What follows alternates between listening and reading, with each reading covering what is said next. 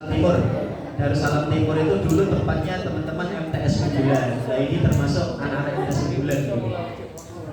Teman-teman sekalian, pagi hari ini saya akan membawakan sedikit saja, nggak terlalu banyak, tentang diklat cara merawat jenazah. Saya akan tengok, ada yang berpengalaman nggak tentang hal ini? Belum. Saya coba pernah tanya dulu, pernah lihat orang mengkafani mayat enggak? Pernah. Memandikan pernah? Melihat orang menyolati pernah? Nah, mati pernah? Sudah pernah mati dari tempat saya ini apa? Oke, ikut menguburkan pernah ya? Pagi hari ini yang saya akan jelaskan kepada jenengan semua hanya berkisar tentang memandikan, mengkafani. Semoga tutup nanti menyolati. Oke ya, semoga tutup nanti menyolati. Kalau nggak tutup ya kita bahas pertemuan-pertemuan yang akan datang. Jadi gini teman-teman, kalau di sini tadi pindah Pak. Nah, ini tentang seputar kematian. Oke, di dunia ini yang pasti, hanya satu, yaitu mati. Bagaimanapun keadaanmu, sekaya apapun kamu, seganteng, secantik apapun, pasti mati. Orang kaya, orang miskin, orang cantik, orang ganteng, orang jelek, mati semuanya. Oke. Karena semuanya akan mati, anak-anak sekalian, teman-teman sekalian, karena semuanya akan mati, perhatikan, orang yang sudah wafat itu memiliki 4 kewajiban. Ruangnya sih, orang yang sudah wafat itu memiliki 4 kewajiban. 1, dimandikan, kemudian dikafani, terus disolati, terakhir dikubur. Empat hal ini tidak boleh dibolak-balik. Oke ya, boleh dibolak-balik, dikubur sih, terus disiram. Apa disiram? Dulu madus. Nyambung ya? Atau jenengan kafani dulu baru dimandikan, nggak boleh. Nggak boleh dibolak-balik. Sehingga keempat hal ini harus urut. Coba pertama tadi apa? Terus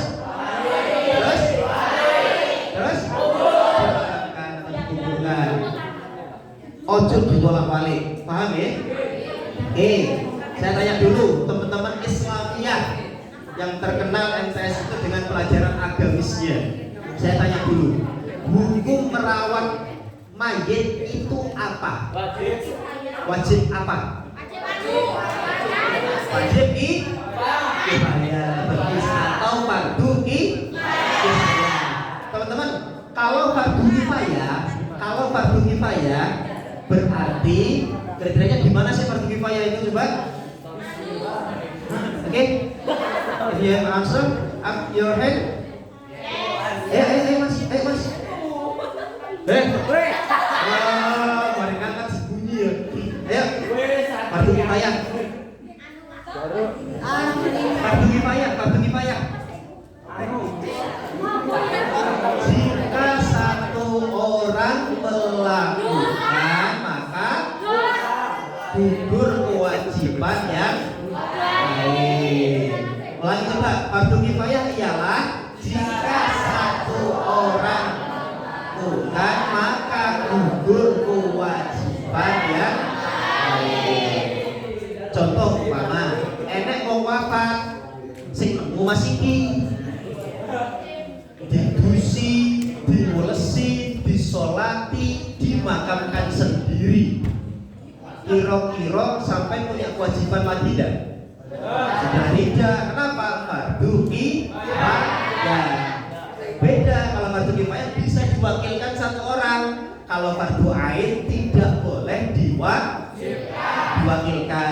Contoh fardu ain, 1, sholat, terus puasa, terus menikah. Tolong dong, di SMP harus menikah. Tahu lagi? Oke, coba itu hukumnya fardu ain. Per satu orang harus melakukan. Gak oleh sampai sholat diwakil nih, koncomu yang longsor ban, yang tasbih budal di masjid. Gila, tapi jamaah Isya ini enggak di masjid, neden ya.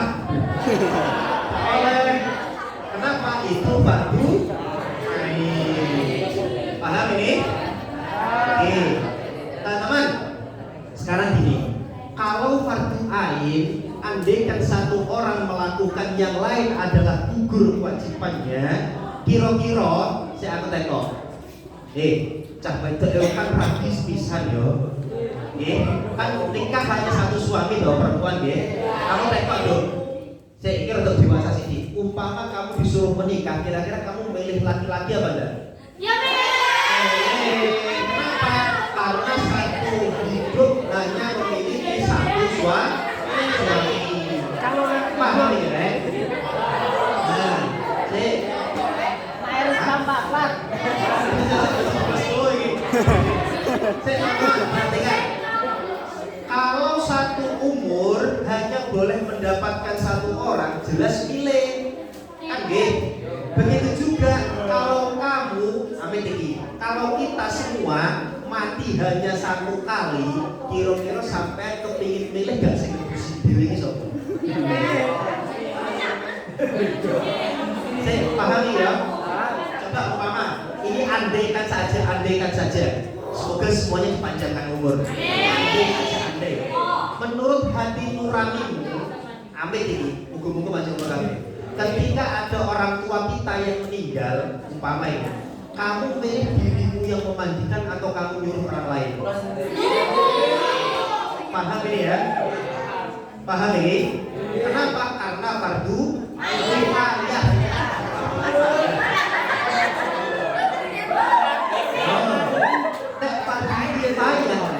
Kalau fardu kifayah berarti kita boleh milih. Bahkan ini kamu wasiat pun boleh.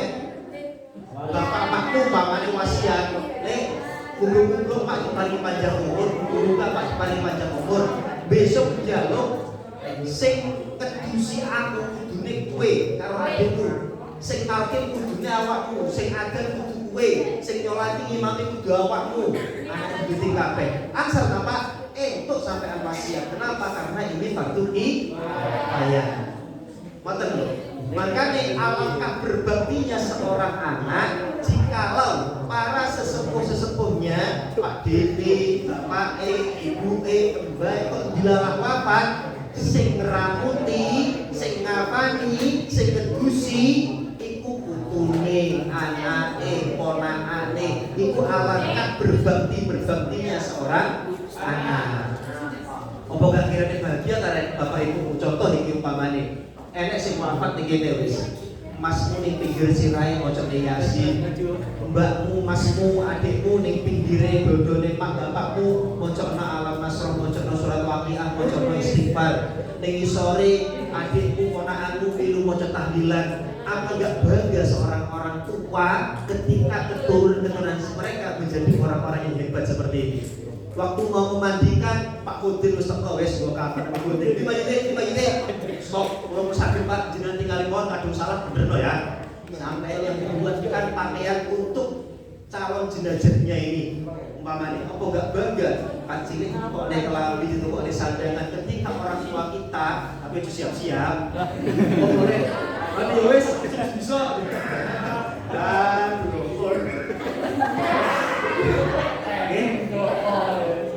kalau umpama seperti ini, apa enggak bangga orang tuamu? Kamu sejak mulai kecil dibelikan baju, dibelikan kendaraan, sampai itu kone kendaraan sing full, ning makop sampai karo mas-masku karo adik-adikmu. Waktu nalkin kamu dingajikan, kamu disekolahkan, yang nalkin ngajari orang kamu di dalam kubur kamu sendiri. Wah hebat itu Rek. Umpama doa anak itu nanti akan masuk kepada jasad dan rohnya orang tua, maka yang terbaik menunaikan fardu kifayah ini adalah orang-orang terdekat, termasuk anak-anaknya. Bisa dipahami sampai sini? Oke. Berarti sekarang saya mohon jenengan semuanya bersungguh-sungguh. Soalnya gini Rek, saya itu sudah berulang kali ngurusi wafat. Mulai dari mayit yang lurus, tersenyum dan enak disediakan sampai mayit ceblok di jurang tangannya ini. Tangan sakal potong itu panggah. Selama ini saya nggak punya gaya beri-beri dada. Tidak ya. Kok boleh online internet tidak gaya. Siti Nurhadiah, Kalimantan Timur Daya Pasir. Itu ahli tulang. Itu tangannya ini wafat itu. Sampai saya pernah ngurusi jenazah itu, dia punya kanker lambung sama tumor. Di lambungnya itu ada kanker sama tumor. Jadi Amin, potongnya bolong-bolong. Yang terakhir itu khususnya keluar, kan dia nggak bisa, Amin nggak bisa buang air dari belakang. Jadi dibuatkan jalan terobosan. Ini cara ketemu Pak Sapam ini dia apa? Kalau betul kan lewat gerbang mencolok pagar. Ada sapamnya kan? Oh, oke. Berarti tiba-tiba ada sini tak perlu sapam tapi sudah hebat seperti itu. Kalau ini jadi baru itu dibuntel karet dewi. Metu nego di plastik, terus metu kabeh, dan dia soalnya gendut metu dewi pelorot. Sekarang di plastik gimana? Karet gimana? Sampai seperti itu. Saya pernah ngurusin mayat yang seperti itu. Kalau yang terakhir kemarin itu istrinya di luar negeri, anaknya model biasa bagus, dia jatuh dari tebing yang Kali Kajar, jatuh dari Kali Kajar tempat rumah saya itu sore jam 3 berangkat ke Ladang di pinggir kali, ketemu di jam 8:30 jadi wis aku ngecenok tangannya banget sampai sudah menggunakan banyak praktek gitu. Selanjutnya Pak Uda itu nggak sakal foto, ada kan sakal foto bukan. Karena model mayat itu macam-macam teman-teman. Model mayat itu macam-macam. Model mayat itu macam-macam. Sampai kalau tahu ada perempuan yang sudah osteoporosis lama, Amin, jalannya sampai gini. Enak ya babasin lampu ini. Bapak main tamu. Ada juga orang yang sudah osteoporosis di atas ranjang sampai bertahun-tahun nggak bisa berdiri. Amin, buang hajat di situ, makan di situ, sampai kesulitan. Kayaknya ada bungkuk. Ini ada caranya dewe, kalau pesan ada caranya dewe. Untuk mayat yang dikurang nomor cepat. Ceklek, Amin, mayat yang caranya. Ada caranya dewe. Nanti kita bahas. Karena ini outfitnya bukan golongan anak-anak kuliah ke atas, jadi saya nggak terlalu banyak dalil guys, ngobrol santai aja. Kami nyampe ilmunya ya. Oke, saya ulangi cepat. Kartu kifayah tadi apa?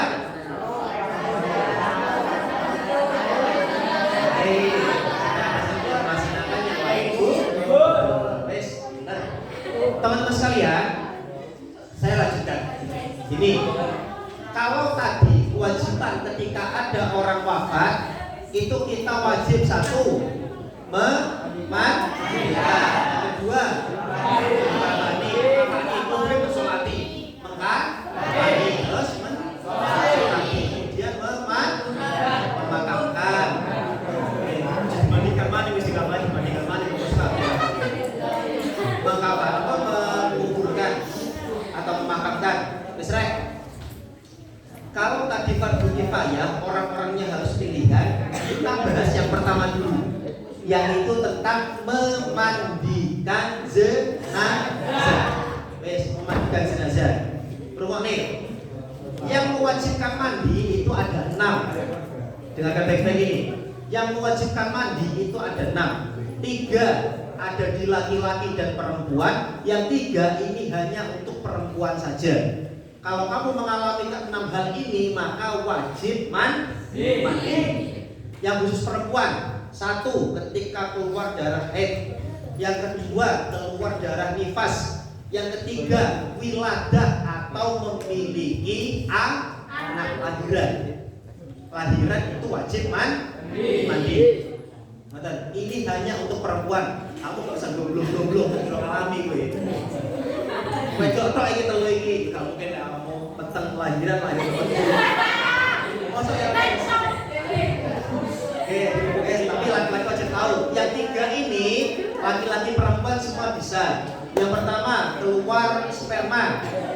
Kamu ngerti sperma orang?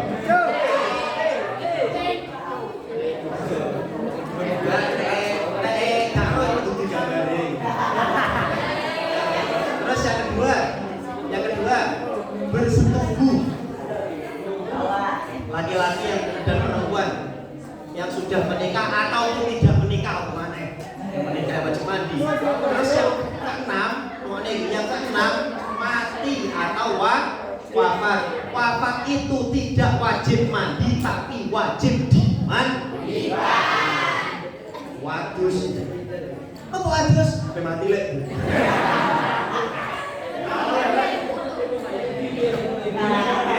Paham ya? Itu mandi. Teman-teman, perhatikan dulu. Cara memandikan jenazah ini sama dengan tata cara mandi wajib. Sudah pernah mandi wajib belum? Nah, ayo, niat mandi wajib bersama. Bismillah.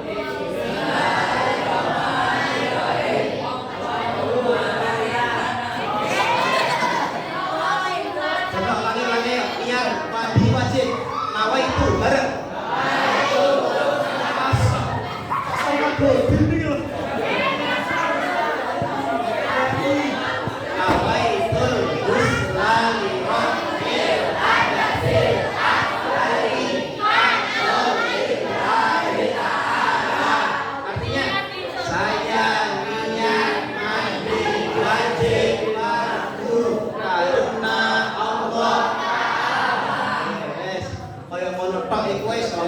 Masih sing disebabno macam-macam.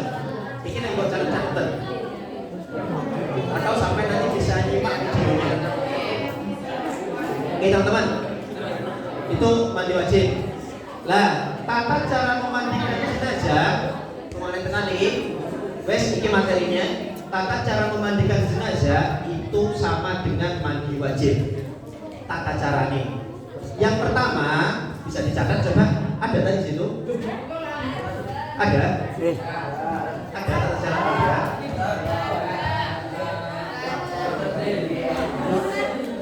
Oh ya wes. Oke coba, sampai baca materi itu saja sudah. Yang pertama.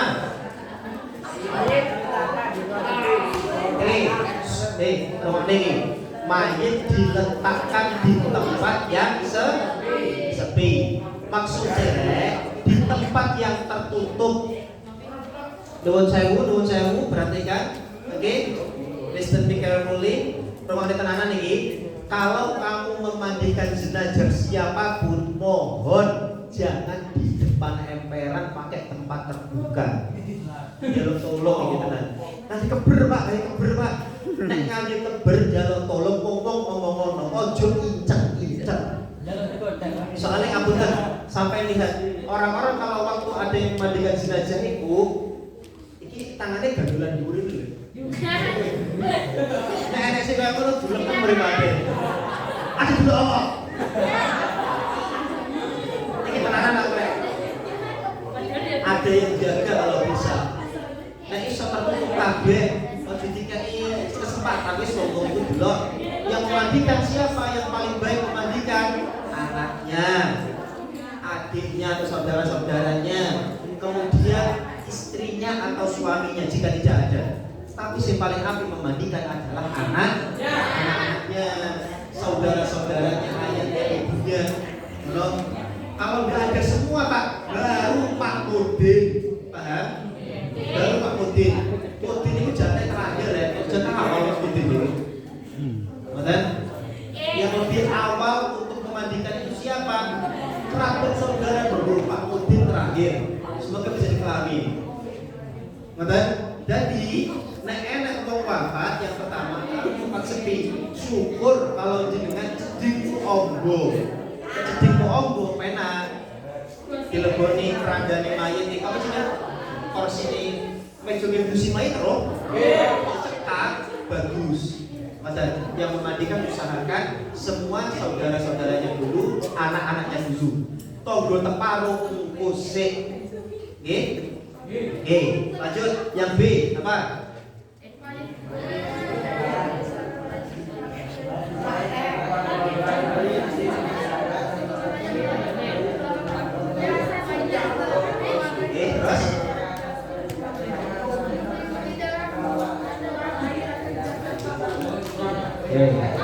Butuh kursi.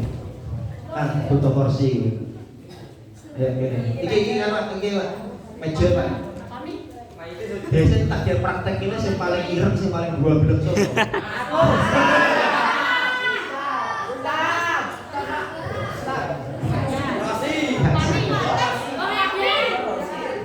Saya coba. Ayo, coba dah saya untuk sini ayo. Boleh nomor menungso nih. Boleh nomor menungso, boleh nomor menungso coba dah. Belum Pak. Bisa tenanan. Ayo enggak bisa. Biasanya kalau manja mulu. Ini ayo dan sama.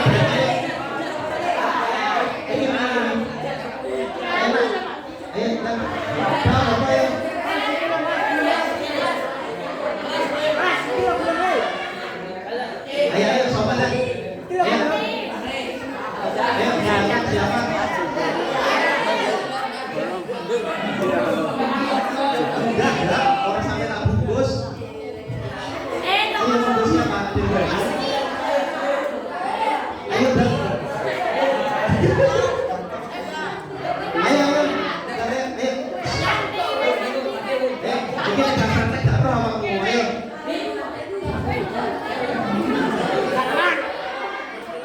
Ayo. Yang cowok. Terus sampai kode dok. Sampai kode.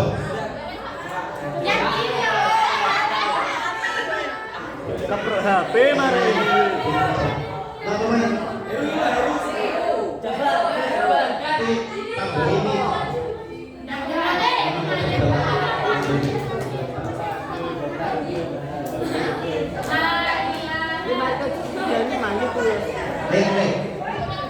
Tambah ini. Biar bener tata caranya.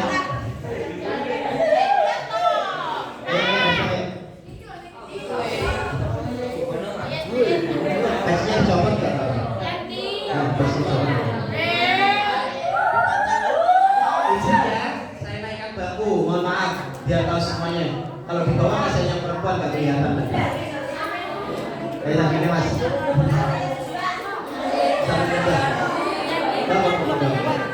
Izin ya, dinaikkan baku untuk praktek.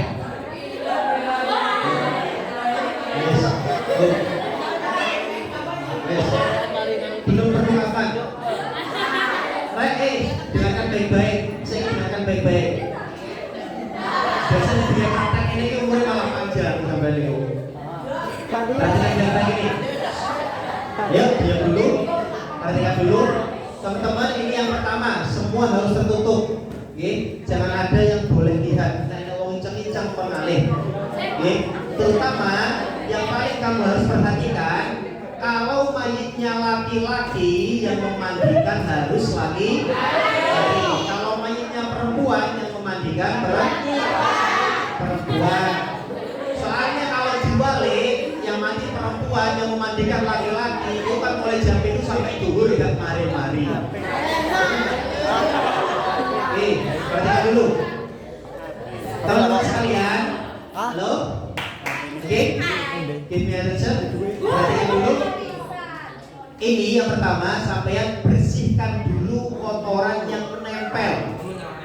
Apa saja bentuknya? Mohon maaf. Kalau ada kotoran yang menempel, semua dibersihkan dulu. Mulai dari atas sampai dahulukan di bagian kanan. Mulai dari kepalanya dibersihkan, disiram air, dibersihkan, digosok. Amin. Kelek-kelek Marmon bagian-bagian lain sih ketoknya nyelempit. Saya hanya mengucapkan tapi nggak boleh menyentuh.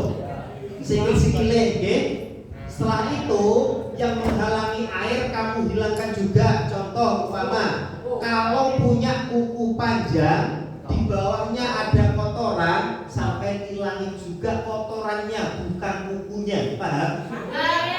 Kalau mayite rambutnya gimbal rege, umpama nih, gak usah dipotong, dijani, disuceni mawon. Kalau ada kotorannya, kamu hilangkan kotorannya. sampai romane ini. Jika ada mayat kecelakaan kok kulitnya blowes ada daging-dagingnya, itu ojo diketok. Paham ya? Jangan dipotong. Biarkan saja seperti apa adanya. Bisa dipahami nih? Oke. Contoh, kita bersihkan dulu sebelum benar-benar dimandikan. Semua kotoran kita bersihkan, bagian kanan dulu, kemudian bagian kiri. Selesai, amit. Biasanya kalau keluarga dicawiki barang. Nah, waktu ini yang tadi ada di bukumu caranya seperti ini teman-teman. Iki ditahan ngeten iki.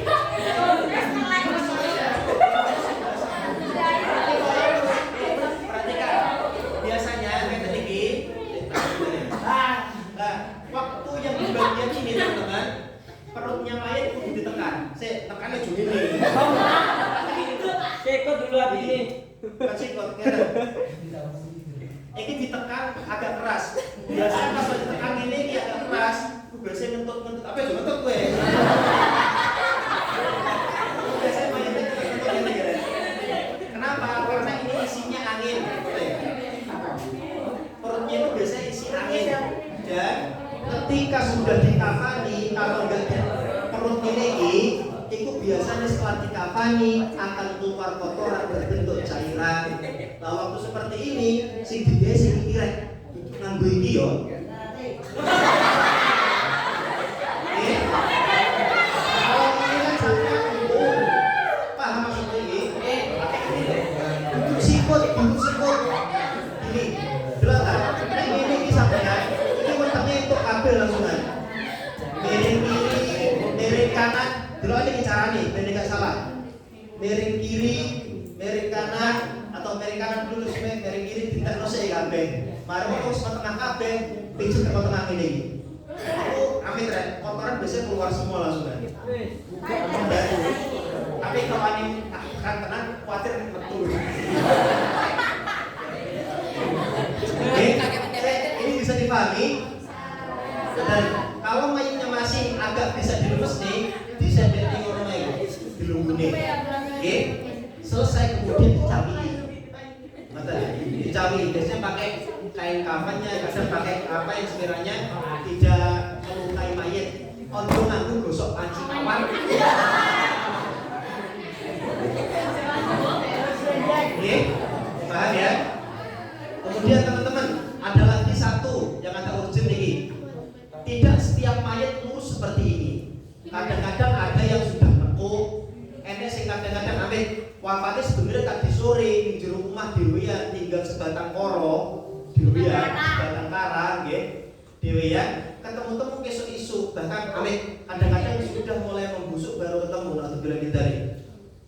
Nah, sing kaya ngono kadang-kadang wis kapure. Enek sing turune miring, wafatnya miring. Itu terus lebih Pak beri selurus meneh. Caranya yang pertama, dengarkan. Carikan luar di darah, dipijet edeng-edeng. Sampai sekira bisa posisi paling lurus bagaimana caranya. Padahal nek umpamane gak iso, golek banyu anget iki ilmu iki. Cari air hangat, ojo panas, hangat nggih, hangat. Panas hangat, air hangat.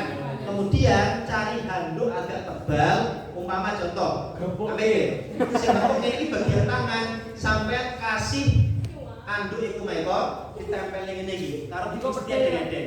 Ditarik edeng-edeng. Biasanya edeng-edeng tarik. Itu biasanya nanti akan lurus dengan sendirinya. Oh, ini sakit ini. Oh, sakit tangannya.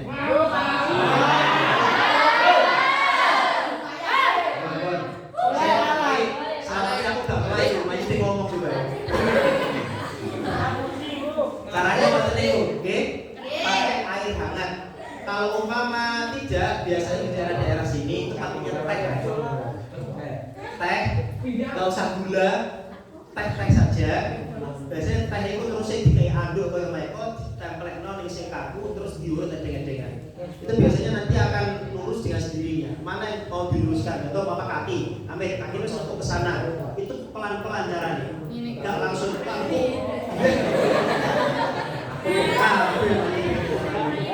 Oke,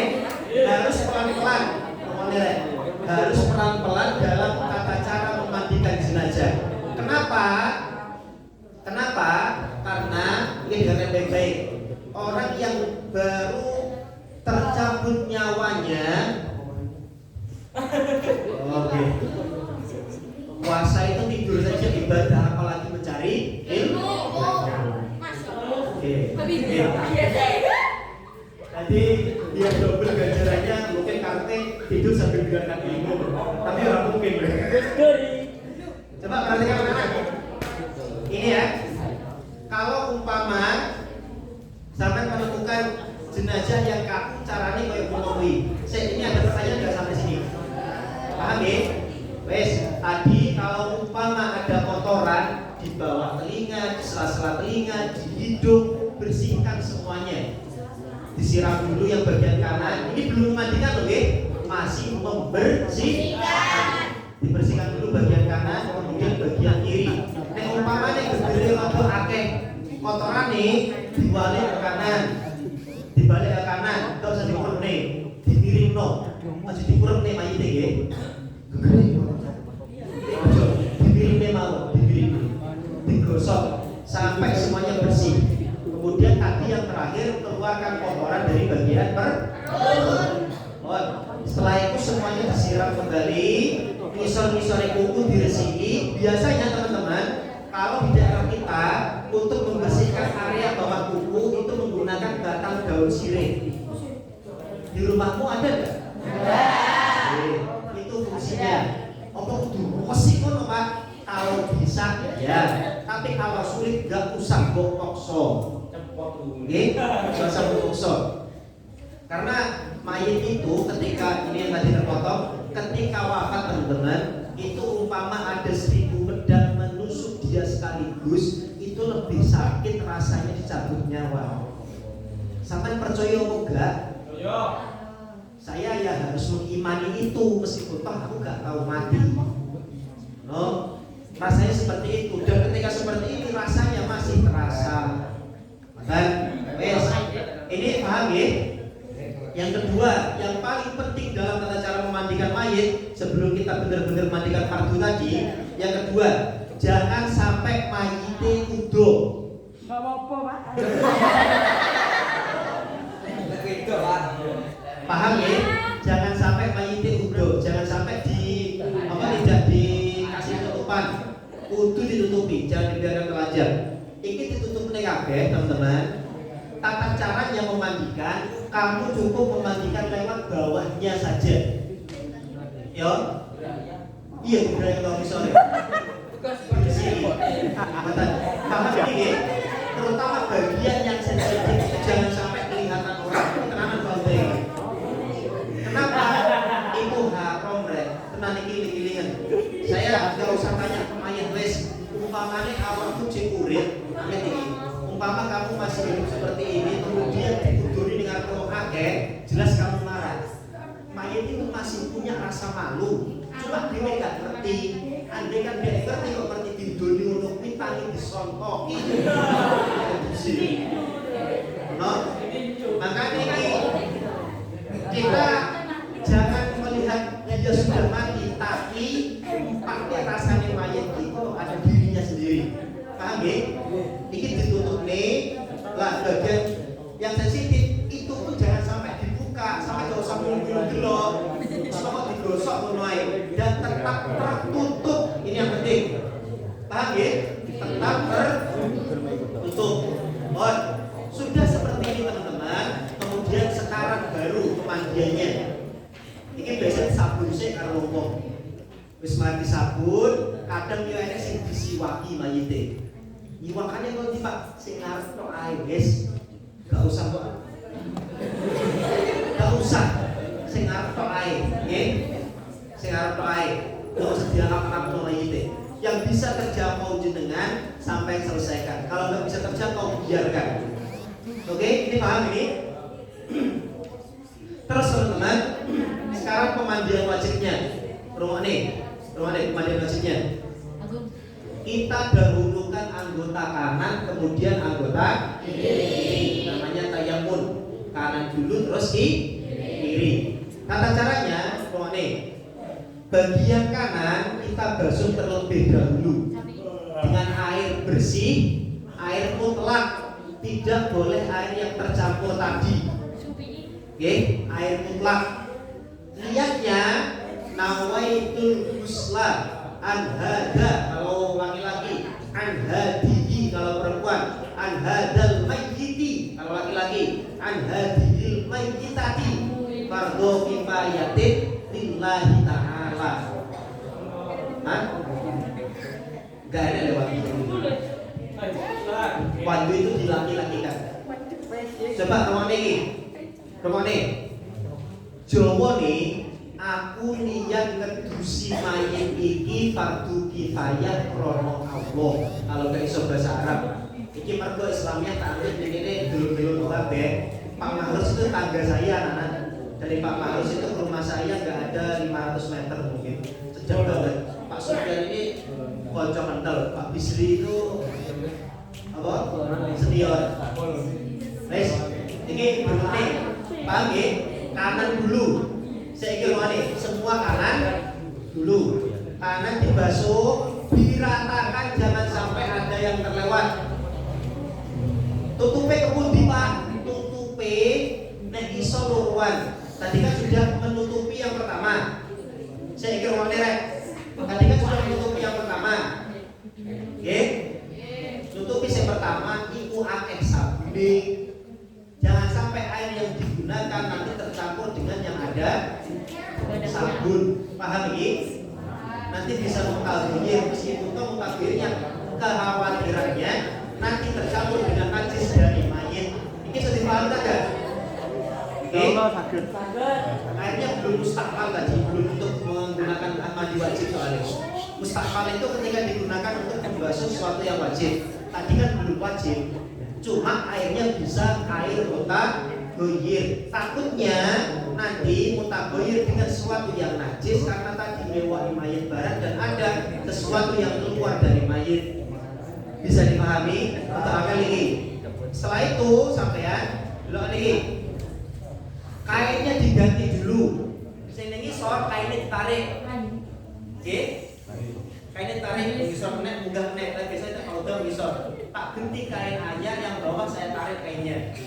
Untuk mesin awal mereka. Wis mari, kemudian kita sekarang basuh mayitnya. Saya niat memandikan mayit ini fardu kifayah karena Allah atau fardu kita saja boleh. Wis dimandikan. Atau kalau mau spesifik saya memandikan mayit ayah saya atau mayit ibu saya ini boleh. Sampai mandikan kanan dulu, kemudian diratakan bagian kanan, selesai baru bagian kiri. Kalau bisa 3 kali basuhan selesai. Paham ini? Kalau bisa 3 kali basuhan selesai. 1, 2 kayak bisa. Terus yang 2, kalau tidak secukupnya monggo. Kemudian untuk berhati-hati bagian belakang. Oh enak sekali kira ya Allah Rabbil Karim. Diwuduk nih. Wuduk dulu. Diwudukkan. Wudhunya bagaimana Pak? Wudhunya yang kayak wudhunya sampai ngatene sholat. Paham ya? Wes dulu nih cara mewudhukan. Ini penting ini. Mewudhukan mayit dan menyiram kepala. Doa nih. Mandi sini semua. Saya niat mewudhukan mayit ini fardu karena Allah Ta'ala. Sampai basuh kepala nih, tanganmu tak bukan di dunia. Salah coba pada kebakaran. Saya coba, ini gini rek, kepalanya begini kan. Terus tanganmu taruh di atas hidungnya. Ya, paham ini? Wes, terus kon kancamu penyiram atau umpama seperti ini akan ditinggikan kemudian sampai siram sendiri. Tapi ruangnya ini, irungnya mayit harus sampai ke pelopokan baju. Oke, wayangnya ini ditutupi. Kenapa? Karena mulut dan hidung terbuka. Nah, sampai gini terus kamu ratakan. Paham? Basuh wajah. Kemudian basuh tangan kanan seperti itu. Tangan kanannya diambil.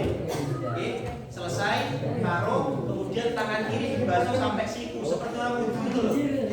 Semua diratakan, selesai kemudian basuh rambutnya. Basuh ini. Kita garing ini. Kenaikan rambutnya. Paham ini ya?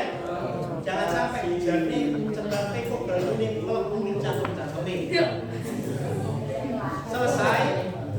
Dari ini kalau kamu kepengen kesunatan basuh telinga silakan. Basuh telinga kanan kiri. Kemudian basuh kaki. Paham ini ya? Yes. Selesai. Teman-teman, kemudian memandikan seperti tadi. Bagian kanan dulu, kemudian kiri. Setelah selesai semuanya, arek-arek, ini anjuran saya biar awalnya mayat tidak terbuka harus ada 3 kain. Sing loro kan wis teles kabeh. Oke. Kemudian kalau kain sing teles bekas pemandian tadi sampai andi isi mayite bene garing. Setelah semuanya kering, kemudian kafan disiapkan. Oke ya, kafan disiapkan. Lah, ketika mayat sudah kering seperti ini, baru ganti kain tutup yang kering. Ojo dijamin utuh, tenanan nih kaudan. Jangan sampai dibiarkan dia terbuka auratnya. Mas, videonya kan ketinggalan kayak jiran. Mana? Aman gitu. Pak Gagas. Hai. Lagi perhatikan teman. Lah sehingga ketika sudah seperti ini, teman-teman sekalian, ganti dengan tutup yang bersih yang ketiga. No, makanya tutupe mayit iko minimal kamu sudah 5 nih iso. Boleh 5 atau minimal 3. Yang pertama untuk basuhan pertama tadi, yang kedua untuk tutup basuhan wajib takut yang pertama terkena najis dari mayit. Ini sesuai pikir tenan nih. Terus yang ketiga, ketika selesai memandikan itu dipergunakan. Yang tadi kain untuk memandikan kita copot, sekarang ganti kain baru. Cara nih ganti kainnya ini dulu nih. Ditutupkan oleh kepala mayat bagian sini, kamu tutup dulu terus kemudian baru ditarik kain ini. Paham ini? Terus ini tutup ini. Ini kain yang teles mayat, kain senyap. Paham ya?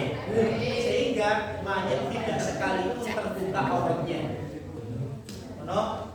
Andai kan ini ayah ibumu aja sampai hal sensitif dilihat oleh orang lain.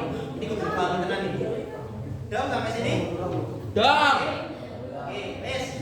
Nah, wes koyo ngene, wes mari diganti, wes mari diusi, saiki ganti ngulesi mayit. Mayit diangkat, kita bawa ke tempat pengkafanan. Wes. Selesai, Mas. Silakan, mayitnya bisa turun sendiri.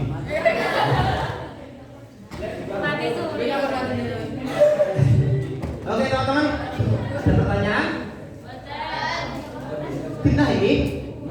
Insya Allah. Paham tenan? Insya Allah. Coba yang nggak paham tanyakan. Sampai belum tentu besok ketemu saya lagi. Dan seputar memandikan saja. Dan sopo yang takono. Seputar memandikan saja. Ada? Wes selesai ini? Selesai ya? Jul. Kita teruskan. Kuburan bertemu.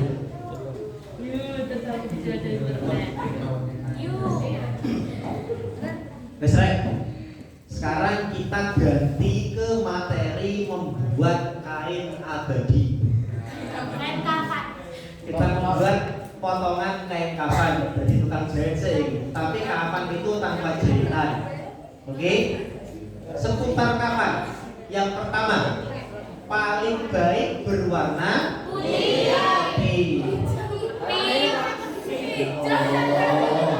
Apa kok hitam itu?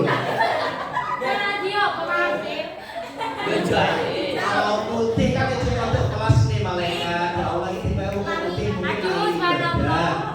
Lah nek kain kafane wis ireng iku dikira semodo-modo ya dibal-balan tenan to. Dari beda dari yang lain, Pak. Yang paling baik itu berwarna putih. Yang pertama. Kemudian kafan itu harus menutupi semua anggota tubuh mayit. Oke? Yang ketiga, kafan itu nih 3 lapis untuk laki-laki, kemudian 2 lapis untuk perempuan. Laki-laki ketambahan surban sama gamis jadi 5. Kalau perempuan ketambahan 3 kerudung, imannya kerudung, kemudian gamis sama izar. Jadi laki-laki dan perempuan sebenarnya sama-sama 5. Cuma perbedaannya laki-laki 3 lapis dengan ketambahan 2 imamah surban dengan gamis atau baju kurungnya. Kalau perempuan 2 lapis ketambahan 1 kerudung, 2 gamis, 3 sewek atau izar. Coba ulangi. Kalau laki-laki kapannya 2 lapis ditambah surban dan gamis. Kalau perempuan kapannya 2 lapis ditambah kerudung, gamis, terus izar atau sewek. Bisa dipahami? Sekarang cara buatnya. Ini caranya gawe. Wes, sekarang kita praktek cara buatnya. Nih kan.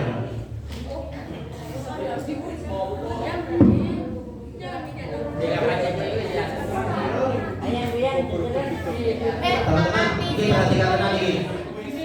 Ujungnya.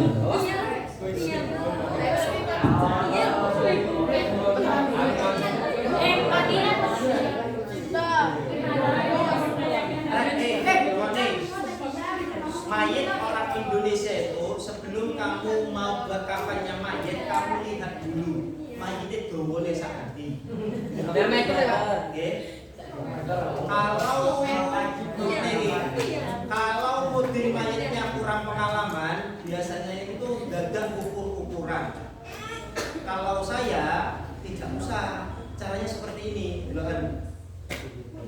Tapi kalau mau begini yo latih koyo paham-paham tenan iki kok. Jadi Pak mudin mayit aslinya untuk nervous betul awak. Caranya ini, sampai ukur dulu. 1, ambil 1 meter pertama. Oke, 1 meter. Kemudian 2 meter. Kok 2 meter Pak? Tak omongi. Wong Indonesia itu paling tinggi 175 180. Paham? Iki cek kurang 20 cm. Nek 20 cm gede bocong gak cukup. Dikenalin dulu gak cukup. Ben cukup tambrono. Sambil ini ya. Berapa ini? Sekitar 30 cm-an. Ini kok cukup ini. Atau kalau enggak sampai buat 1 kilan bisa. Ini biasanya kalau ada sampai 1 kilan sampai ini. Cuma ya tak kayak tok. Wes mari wes. Paham? Wes nek sakmene iki engko sampean digawe naleni pucungane cukup. Ngoten. Paham ini? Paham. Ini sudah. Yang seperti ini buat 3 lapis. Ini saya samakan laki-laki dan perempuan saya buat sama. Oleh tanpa wow. Paham ini ya? Oke. Cara potongnya teman-teman, soal ini. Tutup bantuan.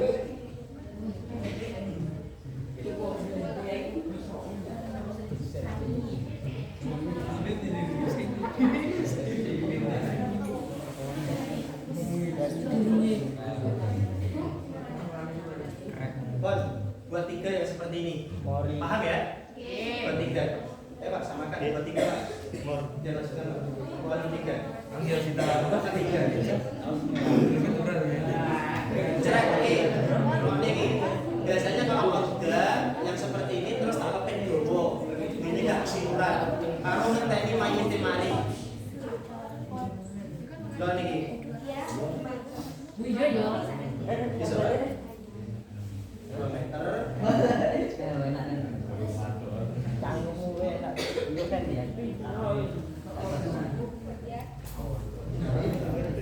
Tiga lapis. Ini habisnya 7 meter ya. Yang ini saja 6-7 meter.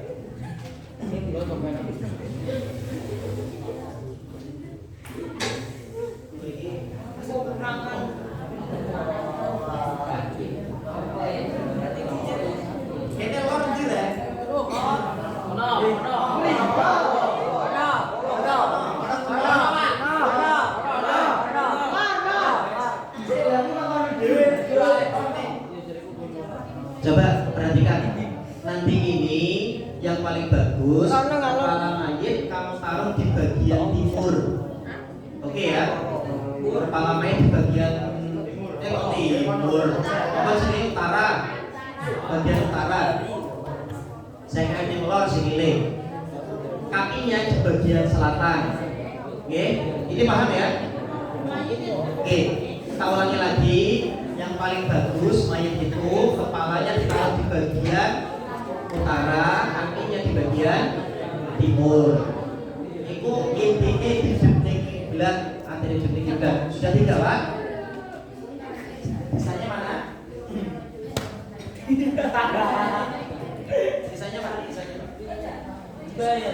Wes, ini 3 lapis untuk bawahnya.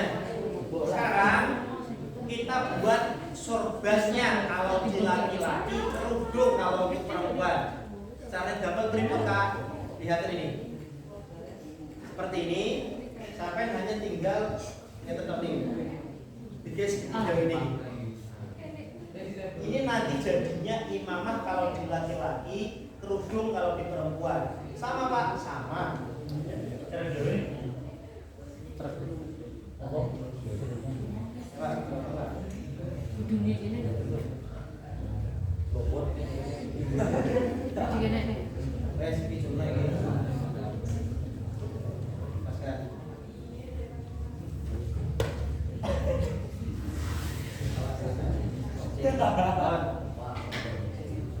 Ini kerudung. Saya kira di lontaran rek BTK. Itu-ituan.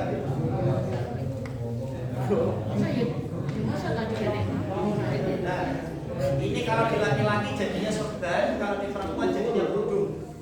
Paham ya?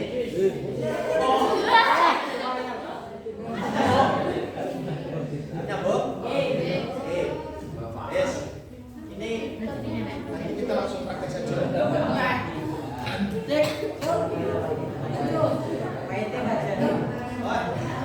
Setelah bagian atas, sekarang kita buat baju kurungnya. Caranya ngeten. Baju kurung ini panjangnya sampai bisa ambil 1 meter atau cukup bisa gede penak sak jempol sampean gini. Ini nanti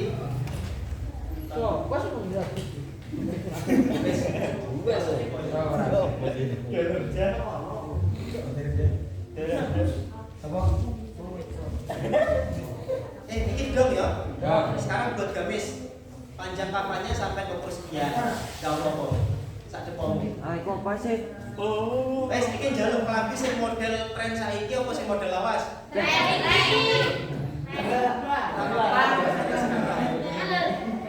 Iki kenapa kok harus sekian ini Pak? Bulanan. Lihat ini. Umroh. Kan pas untuk menutupi. Tahu ya? Makanya disuruh satu koma itu.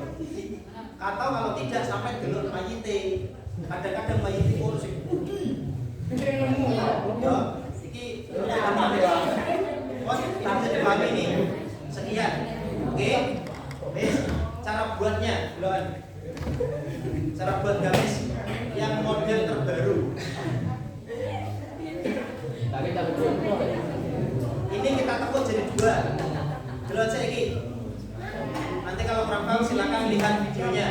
Tekuk jadi 2. Kemudian kita tekuk lagi jadi 4 lembar. Belum.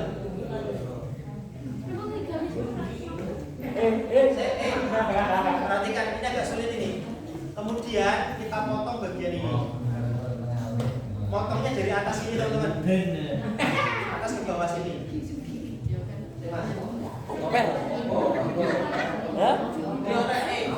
Ini agak sulit. Halo, perhatikan cara potongnya.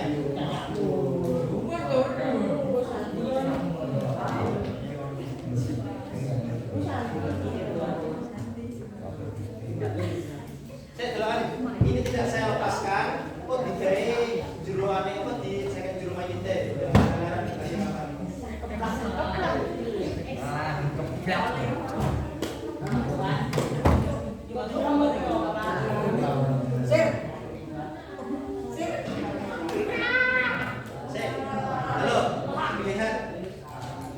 Potongnya seperti ini. Oke? Ini dibiarkan. Dan dipotong bagian depan ini. Paham ini? Saya coba perhatikan.